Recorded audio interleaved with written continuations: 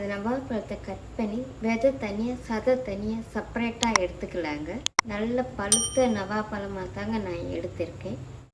இப்போ நம்ம juice ready பண்ணிக்கலாங்க. இந்த மாதிரி ஒரு கிளாஸ் எடுத்துக்கோங்க. இப்போ இந்த கிளாஸில் நான் கட் பண்ணி வச்சுருக்கிற இந்த நவாப்பழத்தை சேர்த்துக்கிறேன்.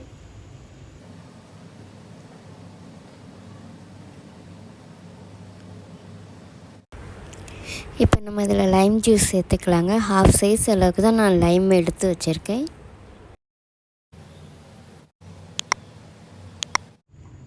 கொஞ்சமாக புதினா இலை சேர்த்துக்கோங்க. சீனி உங்கள் விருப்பத்தக்கன பார்த்து சேர்த்துக்கோங்க. இப்போ இதை நல்லா நம்ம மேஷ் பண்ணி எடுத்துக்கலாங்க.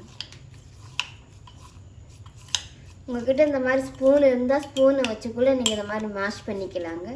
அதாங்க இப்போ நான் எல்லாத்தையும் நல்லா மேஷ் பண்ணி எடுத்துட்டேங்க.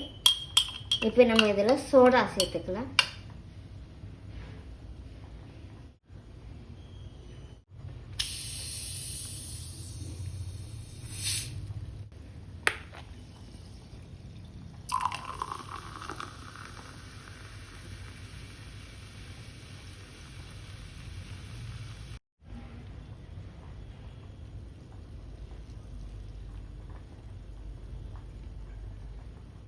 அவ்வளோதாங்க. அடிக்கிற வெயிலுக்கு நல்லா ரீஃப்ரெஷிங்கான ஒரு ஜூஸ் ரெசிபி தாங்க இன்றைக்கி நம்ம வீடியோவில் பார்த்துருக்கோம்.